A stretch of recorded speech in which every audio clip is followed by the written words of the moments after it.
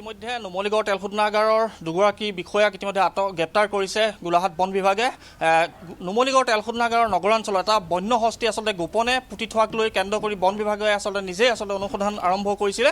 যিহেতু বন্য হস্তিটো নুমলীগড় তেল শোধনাগাৰৰ কাষতে আচলতে তেওঁলোকে পুতি থৈছিল নুমলীগড় তেল শোধনাগাৰ কৰ্তৃপক্ষই। যি কথা আচলতে খবৰ লাভ কৰা নাছিল গোলাঘাট বন বিভাগে। কিছু পলমকে গোলাঘাট বন বিভাগে খবৰ পাইছিল আৰু খবৰৰ পাছতে আচলতে গোলাঘাটৰ কেইবাটাও জাতীয় দল সংগঠনে প্ৰতিবাদ মুখৰ হৈ পৰিছিল আৰু গোচৰ তৰিছিল এনালৰ কৰ্তৃপক্ষৰ বিৰুদ্ধে। আৰু পৰিৱেশটো কামচন জয়ন্ত ফুকনে দেখুৱাও মই আছোঁ গোলাঘাটৰ আঞ্চলিক বন বিভাগৰ কাৰ্যালয়ত। আৰু ইতিমধ্যে ইয়াতে আচলতে দুয়োগৰাকী বিষয়াক প্ৰায় 5 ঘণ্টা জোৰা তেওঁলোক সোধপোছ অন্তত তেওঁলোকক ইতিমধ্যে গ্ৰেপ্তাৰ কৰিছে। গ্ৰেপ্তাৰ কৰি তেওঁলোকক স্বাস্থ্য পৰীক্ষাৰ বাবে আচলতে গোলাঘাটৰ শ্বহীদ কুশল কোঁৱৰ অসামৰিক চিকিৎসালয়লৈ নিয়া হৈছে। তাৰ পিছতে আচলতে মহামান্য আদালতত তেওঁলোকক হাজিৰ কৰা হ'ব।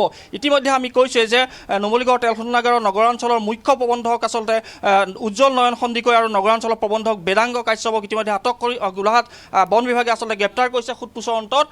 তাৰ পিছতে আচলতে যি প্ৰাৰম্ভিক প্ৰক্ৰিয়া আৰু লোক কোনোবা আটক হ'ব নেকি বা গ্ৰেপ্তাৰ হ'ব নেকি সেয়া আচলতে ইতিমধ্যে বন বিভাগে জানিবলৈ দিয়া নাই যদিও কিন্তু অতি শীঘ্ৰে আৰু যে লোক হয়তো গ্ৰেপ্তাৰ হ'ব পাৰে সেয়া কথা এক প্ৰকাৰ স্পষ্ট কৰিছে গোলাঘাট বন বিভাগে।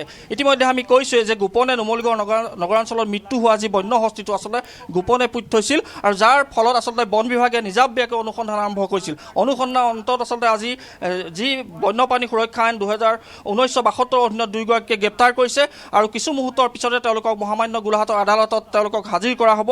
ইতিমধ্যে কৈছোৱে 18 জুলাইত নুমলীগড়ৰ যি নগৰাঞ্চল আছিলে তাতে আচলতে বিদ্যুৎপৃষ্ট হৈ পেলাই এটা বন্য হস্তিৰ মৃত্যু হৈছিল আৰু সেই মৃত্যু হোৱা বন্য হস্তিটো আচলতে নুমলীগড় তেল শোধনাগাৰ কৰ্তৃপক্ষই গোপনে তেওঁলোকে পুতি থৈছিল। কিন্তু সেই খবৰ আচলতে লাভ কৰা নাছিল গোলাঘাট বন বিভাগে, যাৰ পৰিপ্ৰেক্ষিতত জাতীয় দল সংগঠনকে ধৰি সকলো ক্ষোভিত হৈ পৰিছিল। তেওঁলোকৰ বিৰুদ্ধে গোচৰ তৰিছিল, তেওঁলোকৰ বিৰুদ্ধে প্ৰতিবাদত নামিছিল। তাৰ পিছতে যেন এক প্ৰকাৰ বন বিভাগ সৰব হৈছিল আৰু আজি সোধা পোছা অন্তত ইতিমধ্যে দুয়োগৰাকী বিষয়াক ইতিমধ্যে গ্ৰেপ্তাৰ কৰিবলৈ সক্ষম হৈছে।